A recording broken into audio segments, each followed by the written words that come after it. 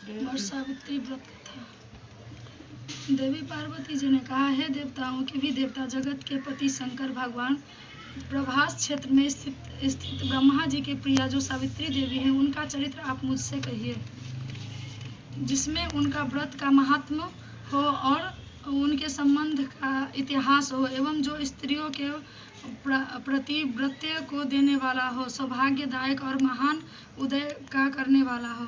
तब शंकर भगवान ने कहा कि हे महादेवी, प्रभास क्षेत्र में स्थित सावित्री के असाधारण चरित्रों को मैं तुमसे कहता हूँ। हे माहेश्वरी सावित्री, स्थल नामक स्थान में राजकन्या सावित्री ने जिस प्रकार से उत्तम वट सावित्री व्रत का पालन किया, मद्रास देश में एक धर्मात्मा, सभी प्राणियों के हित में तत्पर रहने वाला, राजधानी तथा राज्य में रहने वाली प्रजाओं का प्रिय अश्वपति नामक राजा था, जो कि क्षमाशील, संतान रहित, सत्यवादी और इंद्रियों को बस में रखने वाला था। एक समय वह राजा प्रभास क्षेत्र की यात्रा के निमित्त वहां पर आया और विधि पूर्वक यात्रा करता हुआ सावित्री के स्थल पर पहुंचा। वहां पर उस राजा ने अपनी रानी के साथ इस व्रत को किया, जो सावित्री के नाम से, सावित्री व्रत से प्रसिद्ध सभी प्रकार की कामनाओं को पूर्ण करने वाला है।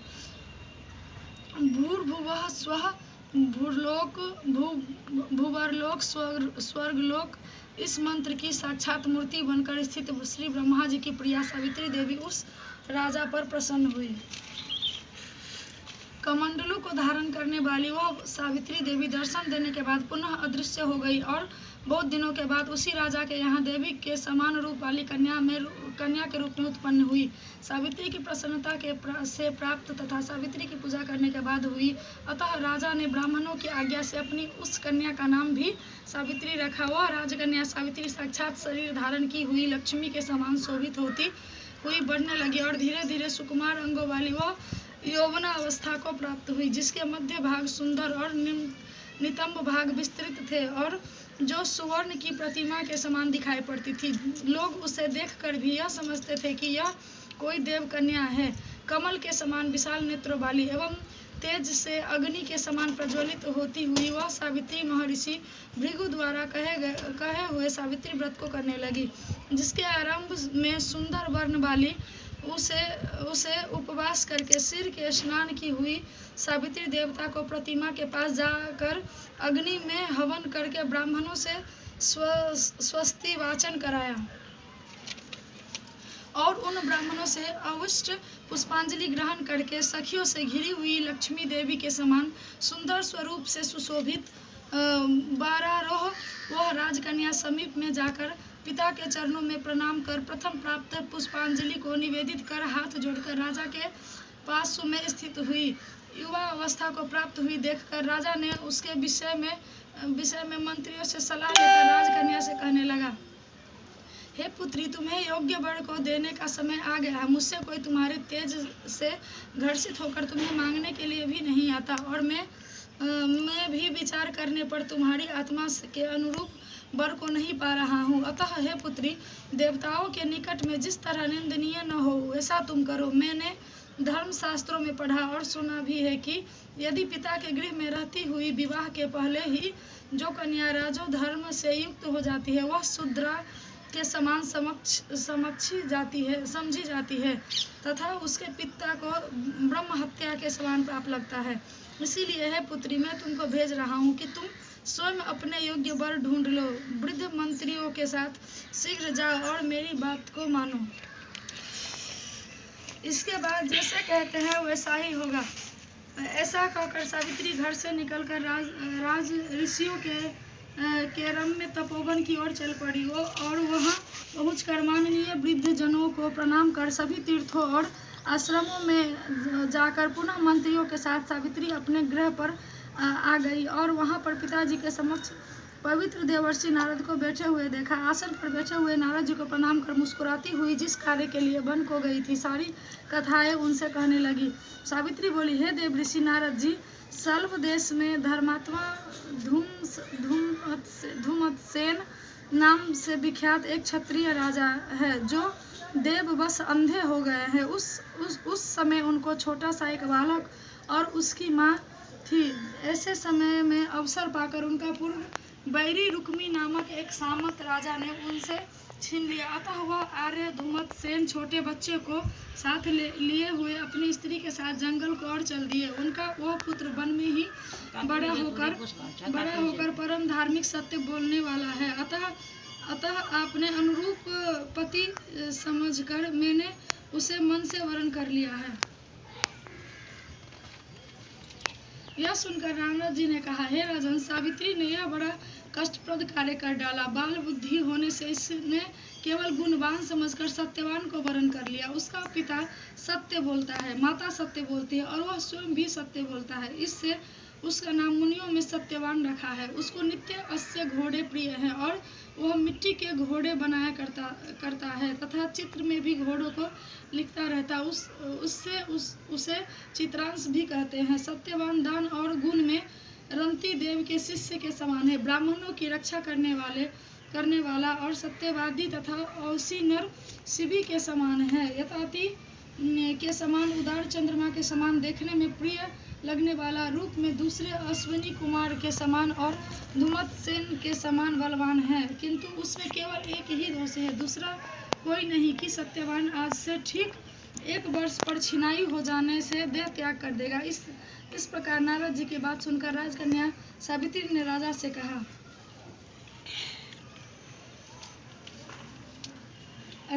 राजा लोग किसी से एक बार कोई बात कहते हैं, ब्रह्मा बेटा ब्रह्मा एक ही बार कहते हैं और एक ही बार कन्या दी जाती है। ये तीनों कर्म एक ही बार किए जाते हैं, बारंबार नहीं। दीर्घायु हो अथवा अल्पायु हो, गुणवान हो अथवा निर्गुण हो, वर को एक बार वरण कर लिया, अब दूसरे वर को वरण नहीं करूंगी। पहले मन से निश्चय करके बाद में उसे वाणी द्वारा प्रकट किया जाता है, उन्हें उसके बाद कर्म द्वारा किया जाता है। इससे प्रत्येक में मन को प्रमाण माना जाता है, अर्थात मन के विरुद्ध कार्य नहीं किया जाता। नारद जी ने कहा, हे राजन, यदि आपको भी इष्ट हो तो अपनी पुत्री सावित्री का कन्यादान निर्विघ्नता के साथ शीघ्र कर डालिए।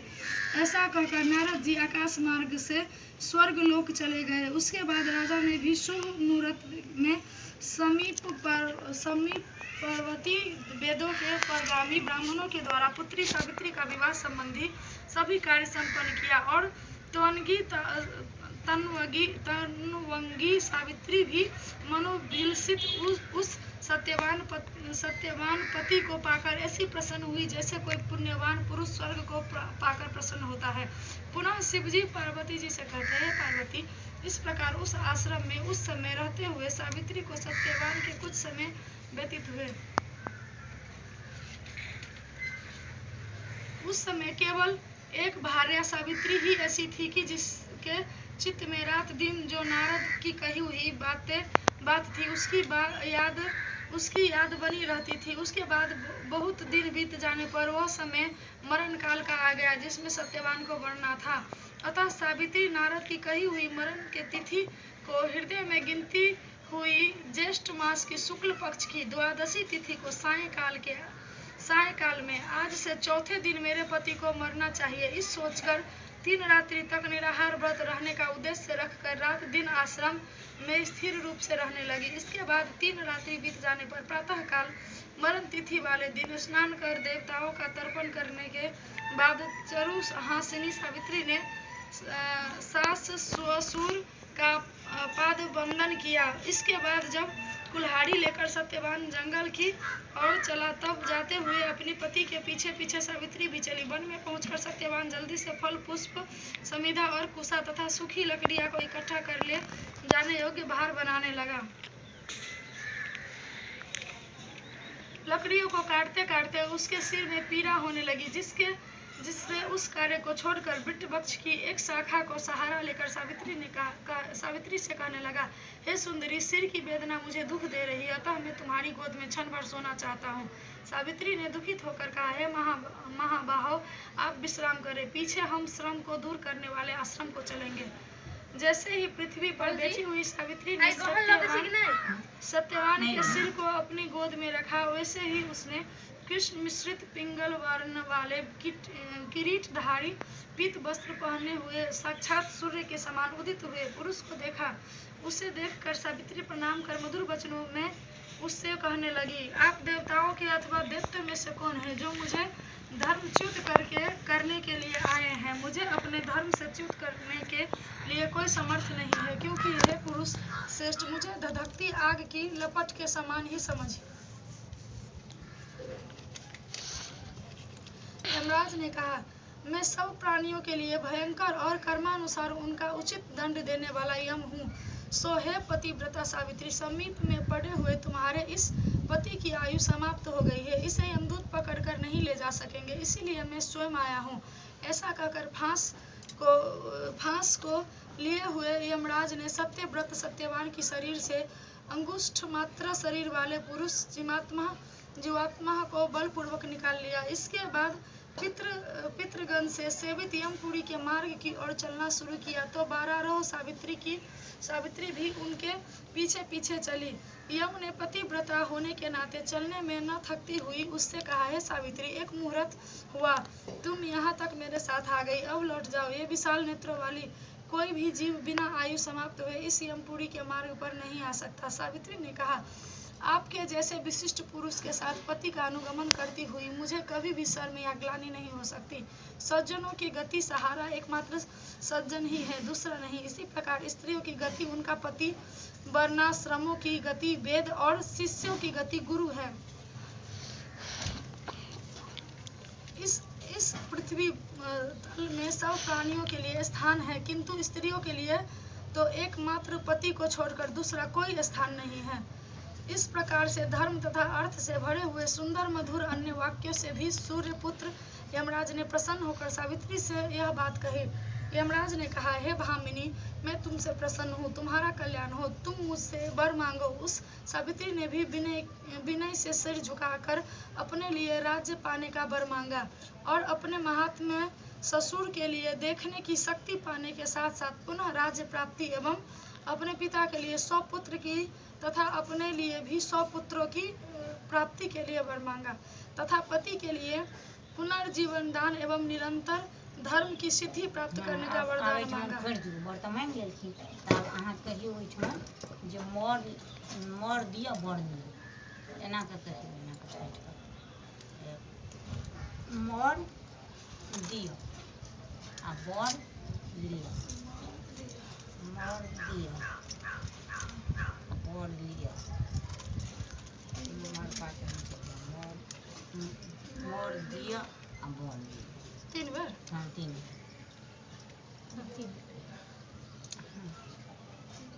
दऽ तऽ देलखिन ने, हँ तऽ हमरा ओहिठमा बताइ छै।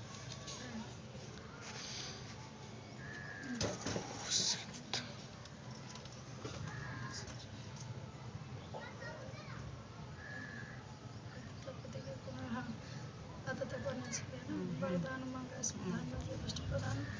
प्रदान कर वापस किया। उसके बाद सावित्री पति का जीवन दान प्राप्त कर प्रसन्न चित्त होती हुई अपने पति के साथ शांति से अपने आश्रम को चली गई। उसी सावित्री ने ज्येष्ठ की पूर्णिमा के दिन इस सावित्री व्रत को किया था, जिसके प्रभाव से राजा ससुर को पुनः नेत्र की प्राप्ति हुई। उसके बाद इन्हें निष्कंटक अपने दंश तथा राज्य की प्राप्ति हुई और सावित्री के पिता को 100 पुत्र तथा सावित्री को भी 100 पुत्र प्राप्त हुए। इस प्रकार से सावित्री व्रत के संपूर्ण महात्म्य को मैंने तुमसे कहा।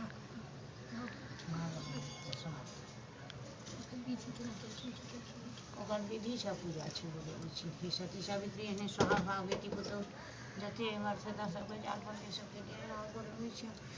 आरतियो करतियै, अगरबत्तियों देखा लेकिन अगरबत्तियों साथ में